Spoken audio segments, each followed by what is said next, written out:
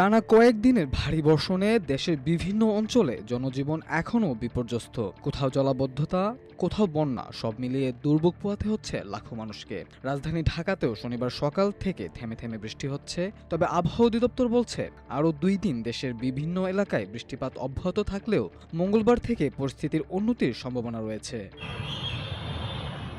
আবহাওয়াবিদদের তথ্য অনুযায়ী গত 3 থেকে 5 দিনে সবচেয়ে বেশি বৃষ্টি হয়েছে চট্টগ্রাম ও সিলেট বিভাগে।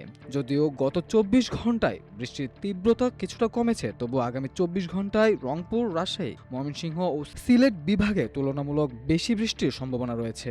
এছাড়া ঢাকা, খুলনা, বরিশাল ও চট্টগ্রামের বিভিন্ন এলাকাতেও দমকা হাওয়া সহ বৃষ্টি অথবা বজ্রসহ বৃষ্টির পূর্বাভাস রয়েছে। বিশেষ করে চট্টগ্রাম বিভাগের কোথাও কোথাও ভারী থেকে অতি ভারী বর্ষণ হতে পারে। এদিকে আবহাওয়াবিদ একেএম নাজমুল হক বলছেন, সাগরে সৃষ্টি হওয়া নিম্নচাপের প্রভাব মৌসুমী বায়ুর সঙ্গে মিলিত হওয়ায় গত কয়েকদিনে বৃষ্টিপাতের প্রবণতা বেড়েছে। তবে এই পরিস্থিতি ধীরে ধীরে দুর্বল হচ্ছে। তিনি আশা করছেন রোববার ও সোমবারও বৃষ্টি থাকবে, কিন্তু মঙ্গলবার থেকে তা উল্লেখযোগ্যভাবে কমে আসতে পারে। এছাড়া অতিবৃষ্টির প্রভাবে দেশের অন্তত 7টি জেলায় বন্যার পরিস্থিতি তৈরি হয়েছে।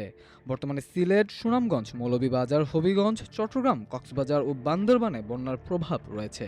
বন্যা পূর্বাভাস ও সতর্কীকরণ কেন্দ্র জানিয়েছে, আগামী 24 ঘন্টায় চট্টগ্রাম অঞ্চলে ভারী বৃষ্টি অব্যাহত থাকায় সেখানে বন্যা পরিস্থিতি দ্রুত উন্নতির সম্ভাবনা নেই। একই সঙ্গে ফেনীতেও নতুন করে বন্যার আশঙ্কা তৈরি হয়েছে।